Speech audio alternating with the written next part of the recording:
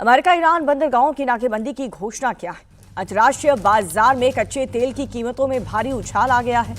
अमेरिकी कच्चे तेल की कीमत 8% बढ़ करके 104.24 अमेरिकी डॉलर प्रति बैरल हो चुकी है। तो अंतर्राष्ट्रीय मानक ब्रांड कच्चे तेल की कीमत 7% से बढ़ करके 102.29 अमेरिकी डॉलर हो चुकी है। आप देख सकते हैं कितना बड़ा फ्लक्चुएशन यहाँ पर।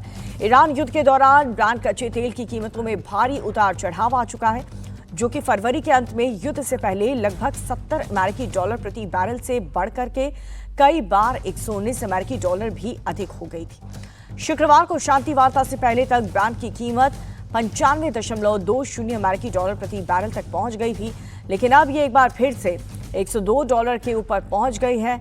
अमेरिका ने आज से ईरान के बंदरगाहों और तटीय क्षेत्र में जाने वाले या वहां से निकलने वाले सभी देशों के जहाजों के खिलाफ नाकाबंदी करेगा, जिसके बाद ये हालात वहां पर बने हैं।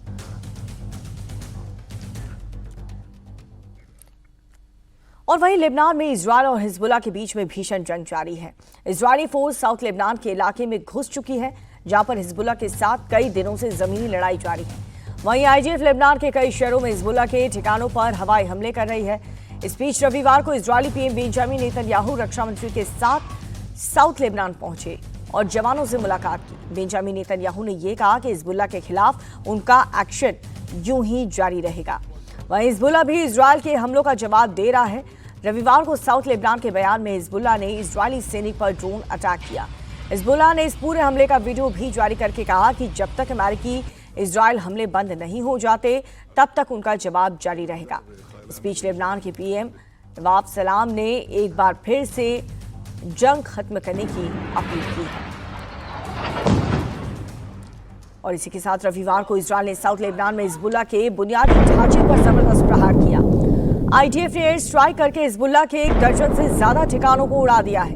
ये हमला इतना जबरदस्त था कि हमले के बाद आसमान में धुएं का गुबार हर तरफ छा गया। इजरायल के हमलों के बाद से लेबनान का सरीफा शहर मलबे का ढेर बन चुका है। शहर के एक बड़े हिस्से की कई इमारतें पूरी तरह से तबाह हो चुकी हैं। आप तस्वीरों में देखेंगे तो ये पूरा का पूरा शहर खंडर में तब्दील हो चुका है। दक्षिणी लेबनान में इजरायली सैनिकों को निशाना बनाकर के हिजबुल्लाह ने क्लस्टर ड्रोन का अटैक किया। इस हमले में इजरायली सेना को काफी ज्यादा नुकसान का दावा किया जा रहा है। हिजबुल्लाह का कहना है कि जब तक अमेरिका और इजरायल के हमले नहीं रुकने वाले, तब तक इस तरह का पलटवार जारी रहेगा।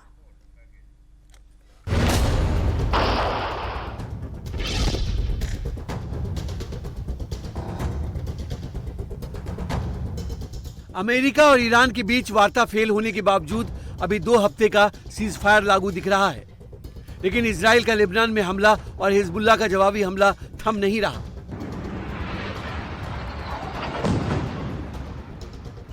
इजरायली फोर्स साउथ लेबनान में हिजबुल्लाह के ठिकानों को चुन चुन कर निशाना बना रही है। लेबनान पर इजराइल के हमले की ये सबसे लेटेस्ट तस्वीरें हैं। इजराइल लेबनान में हिजबुल्लाह के बुनियादी ढांचे को मिट्टी में मिलाने में लगा है।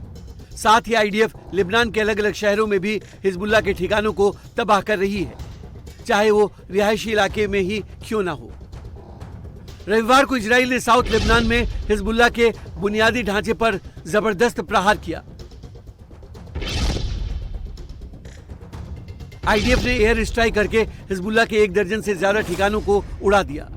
यह हमला इतना जबरदस्त था कि हमले के बाद आसमान में धुएं का गुबार छा गया। इजराइल के हमलों के बाद लेबनान का सरीफा शहर मलबे का ढेर बन गया। शहर के एक बड़े हिस्से की कई इमारतें पूरी तरह तबाह हो गई। सड़कों पर मलबा बिखर गया। हिजबुल्लाह के लड़ाके भी इजरायली हमलों का जवाब देने में देर नहीं कर रहे। दक्षिणी लेबनान में इजरायली सैनिकों को निशाना बनाकर हिजबुल्लाह ने क्लस्टर ड्रोन्स का अटैक किया। इस हमले में इजरायली सेना को काफी नुकसान का दावा किया जा रहा है। हिजबुल्लाह का कहना है कि जब तक अमेरिका और इजरायल के हमले नहीं रुकेंगे, तब तक इस तरह का पलटवार जारी रहेगा। इसी बीच इजरायल के प्रधानमंत्री बेंजामिन नेतन्याहू और रक्षा मंत्री कार्ज रविवार को अचानक दक्षिणी लेबनान पहुंच गए। दोनों ने इजरायली सैनिकों से मुलाकात की, उनका हौसला बढ़ाया। इस दौरान रक्षा मंत्री कार्ज ने कहा कि साउथ लेबनान के लोग लिटानी नदी के दक्षिण में कभी नहीं लौटेंगे। इजरायल का टारगेट हिजबुल्लाह को निहत्था करना है। और वहीं दूसरी तरफ लेबनान के पीएम नवाब सलाम ने एक बार फिर से जंग खत्म करने की अपील की है। उन्होंने कहा है कि उनकी सरकार युद्ध को खत्म करने के अपने प्रयासों में लगी हुई है। सूत्रों की माने तो इजरायल और लेबनान के बीच बातचीत मंगलवार को वॉशिंगटन में शुरू होने की उम्मीद है। ये बातचीत इजरायल के उस फैसले के बाद हो रही है जिसमें लेबनान के साथ वार्ता का फैसला लिया गया था। इस बैठक में लेबनान इजरायल की सेना हटाने, लेबनानी कैदियों को रिहा करने और 10 लाख से ज्यादा विस्थापित लेबनानी लोगों की वापसी की मांग करेगा। लेकिन इजरायल पहले ही ये साफ कर चुका है कि लिटानी नदी से साउथ में अब इजरायल का कंट्रोल होगा, जो लेबनान के लिए एक सबसे बड़ा झटका है। ففي الحرب الأهلية تقاتل بعضنا مع البعض ودفع الجميع الثمن.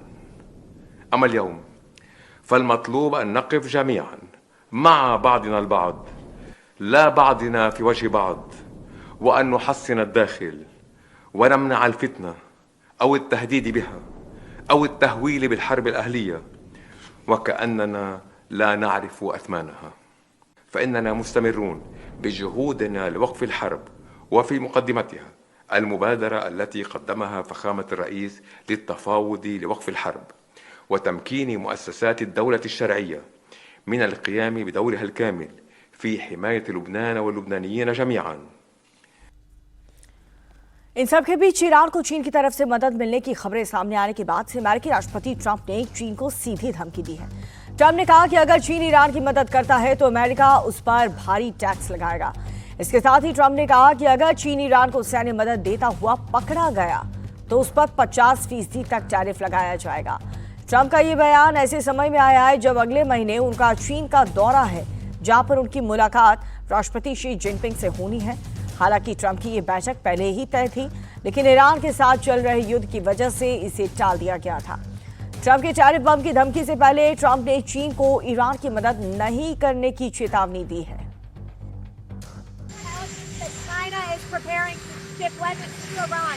Well, if China does that, China's going to have big problems, okay? Islamabad में अमेरिका और ईरान के बीच में शांति वार्ता फेल होने के बाद से अब रूस के राष्ट्रपति व्लादिमीर पुतिन ने ईरान और अमेरिका के बीच मध्यस्थता की पेशकश की है। इसके लिए रूसी राष्ट्रपति पुतिन ने ईरान के राष्ट्रपति मसूद पेज़ेश्कियान से फोन पर बात की है। इस बातचीत में पुतिन ने साफ कह दिया है कि रूस इस पूरे इलाके में शांति स्थापित करने के प्रयासों में मदद करने के लिए तैयार है। रूस चाहता है कि बातचीत के जरिए इस संकट का जो हल है वो निकले और पूरे क्षेत्र में स्थिरता आए। रूस की इसी पहल को इसलिए भी अहम माना जा रहा है क्योंकि वो खुद को एक ऐसे देश के रूप में पेश कर रहा है जो दोनों देशों के बीच बातचीत को आगे बढ़ा सकता है। रूस और ईरान के रिश्ते अच्छे हैं। हालांकि ईरान का कहना है कि अमेरिका अब तक तेहरान का भरोसा जीतने में नाकाम रहा। हाल की शांति वार्ताओं के बावजूद दोनों देशों के बीच अविश्वास अब भी बरकरार है, जो किसी भी समझौते में एक बहुत बड़ी बाधा बन सकता है।